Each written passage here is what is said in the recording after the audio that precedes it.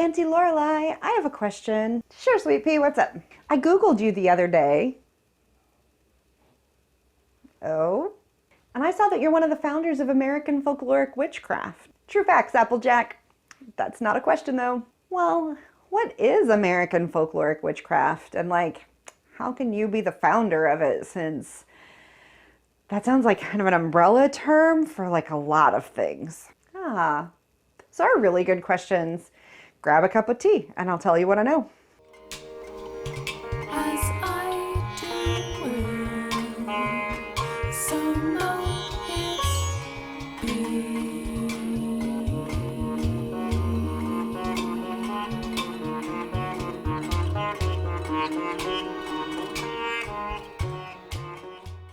Welcome to Blade and Broom, your favorite witchy aunt's cottage tea shop, where we are always talking about all things magic and witchcraft, especially traditional folkloric witchcraft. I'm Lorelai Black, and I am so glad you're here. Thank you so much for all of the ways that you support the channel through likes, subscribes, and comments, and the ways that you're supporting the other witchy work that I'm getting up to by checking out the links to projects down below, as well as the resources that are mentioned in today's video. You're fantastic humans. History. Once upon a time when bloggers shared their insight, experience, and knowledge with the blogosphere, without trying to monetize it within an inch of its life, my ex-wife and I decided to share about our witchcraft tradition and our experiences within it. The tradition was, and still is, called the Spiral Castle tradition. However, we thought that as a title for a blog, something with a broader appeal would be more useful and relevant. We decided to call our work and our blog American Folkloric Witchcraft to set it apart from the British traditional witchcraft that is one of the major underpinnings of our work. It is just one of the wellsprings. American folklore and folk magic heavily shaped and influenced the work that we were doing. And in fact, we saw that work as sort of a blending and merging of both British and European traditional practice with American folklore and folk magic. So we set up the afwcraft.blogspot.com website over at Blogger and got going. And we wrote like mad women for the first 3 years or so. At the time when we first started writing, there was nobody out there that was using the terms American and folkloric and witchcraft together in quite that way. And we were fairly influential in our little sphere of the internet, such as it was. At that time, to put it in context, Sarah Ann Lawless had a very influential website and blog called The Witch of Forest Grove. Robin Artisan was just starting to publish his books, his earliest books, through Pendraig Press. And he even did a series of guest posts on our blog called Forgetting Human. There are 4 parts to that guest series, and they're quite long, frankly, almost book length total when you combine them, at least short book length. They're pretty rich. And Corey and Lane over at New World Witchery had been doing their blog and podcast for about a year or so, I think, when we first got going. So that group of people was all sort of new and coming up together in terms of what they're putting out into the world, not necessarily in terms of how long they'd been practicing. All of us had a pretty decent depth of practice already. My wife became my ex-wife, like you do sometimes, and we stopped creating content together, and we stopped practicing magic together, like you also do sometimes when you get divorced from folks. It took me several years to find my voice again in any sort of public space. And when I did, I was surprised and excited to learn that the term American Folkloric Witchcraft had taken on a life of its own. It had become and is still a general term that a lot of witches use to describe their practice and their path, mostly unaware of myself, my ex-wife, or our ex-blog.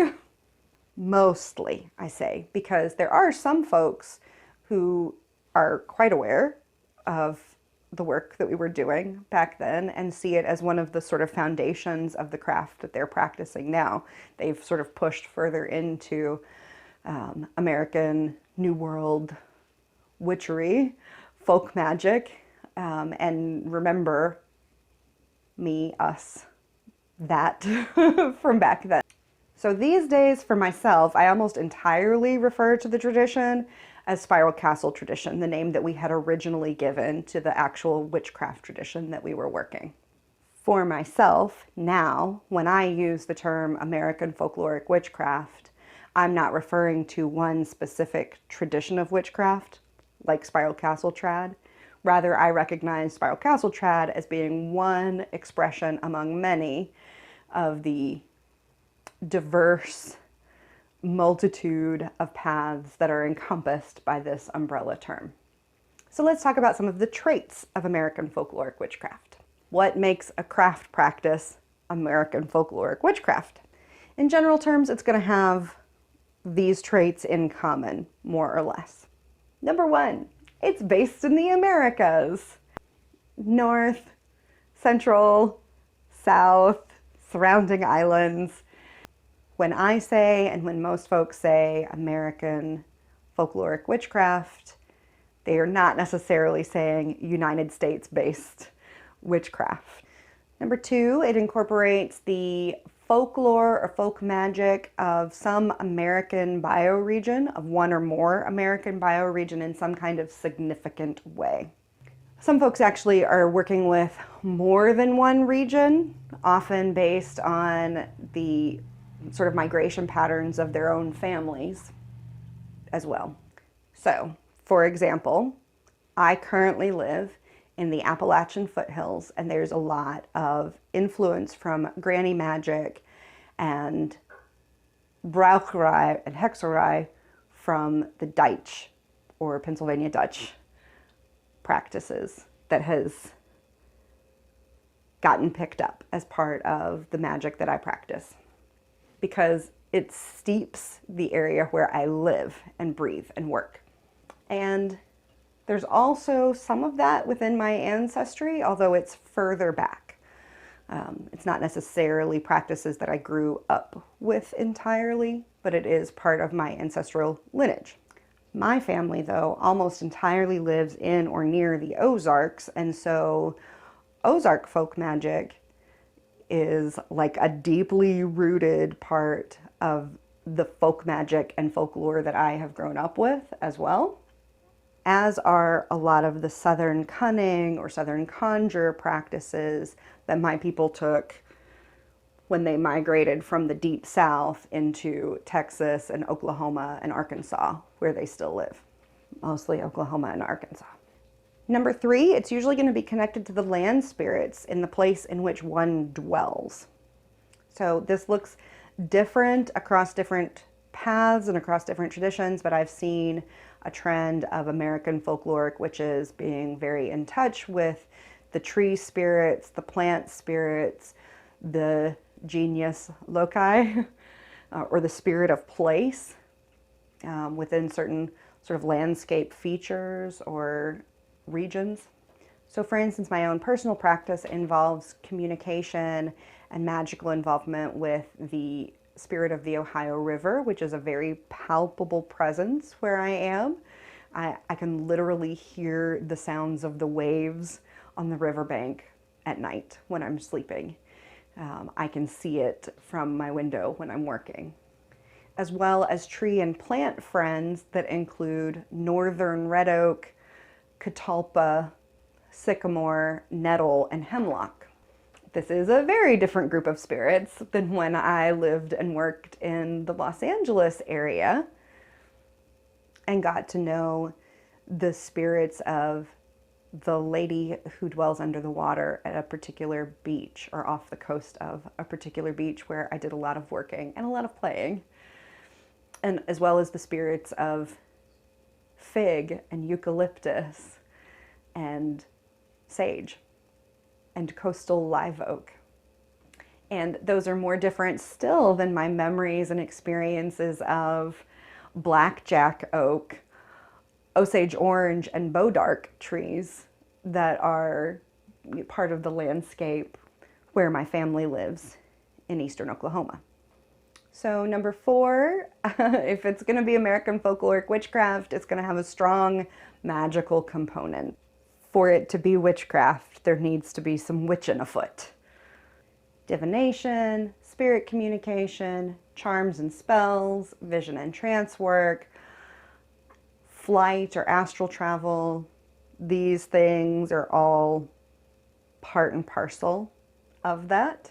And a lot of them, it's worth noting, are actually based in sort of shamanic practices that were both carried from European and African ancestry, and also that were found here in this place.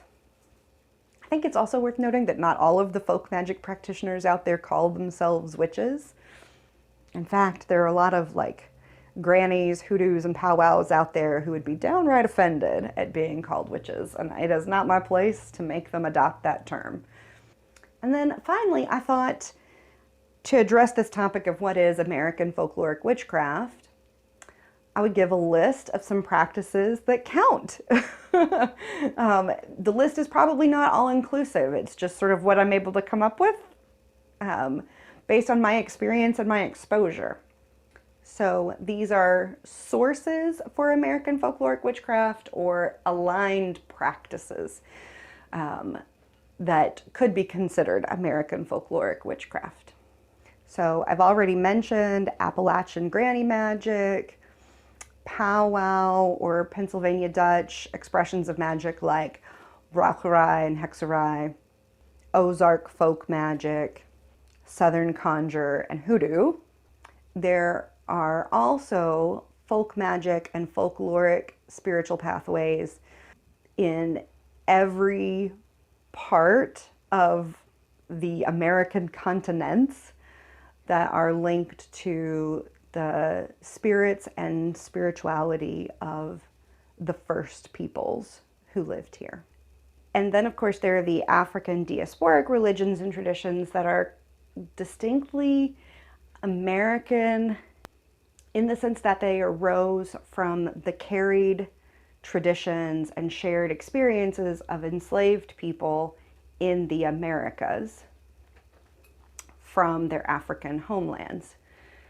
And these were carried to and developed by people who were enslaved in North, Central, South America, and again, those island spaces that are associated with this part of the world.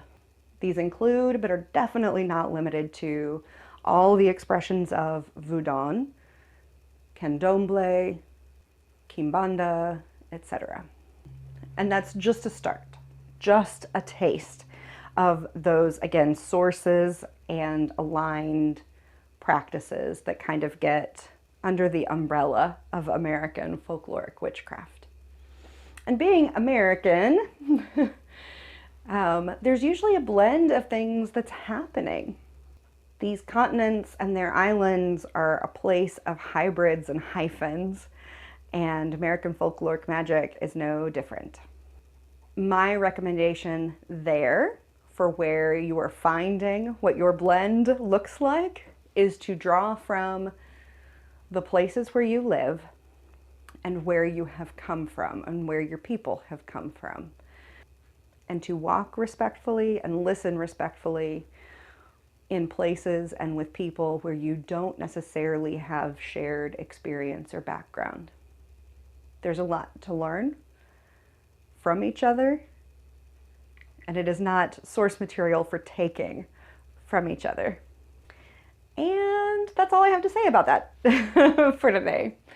So I would love for you to share your experiences of American folkloric practice in the comments below. What does it look like for you? Where is your blend coming from? What kinds of distinctly, uniquely North American, South American, Central American elements are woven into your practice? I hope you found today's chat useful, encouraging, or thought-provoking. And if you did, please bless me with the magic of the like button and tell your witchy friends that good stuff is happening over here at Blade and Broom. And if you are interested in learning more about Spiral Castle tradition and the type of witchcraft that I practice and where those blends have the opportunity to blend, check out the Red Thread Academy in the Etsy shop. Or if you're more interested in keeping up with my witchy projects and shenanigans, then grab a free account over at the Thread app and check out the news and notes for freebies and updates. I'll see you back here next week with more witchy goodness. Bye, friends. Here come I to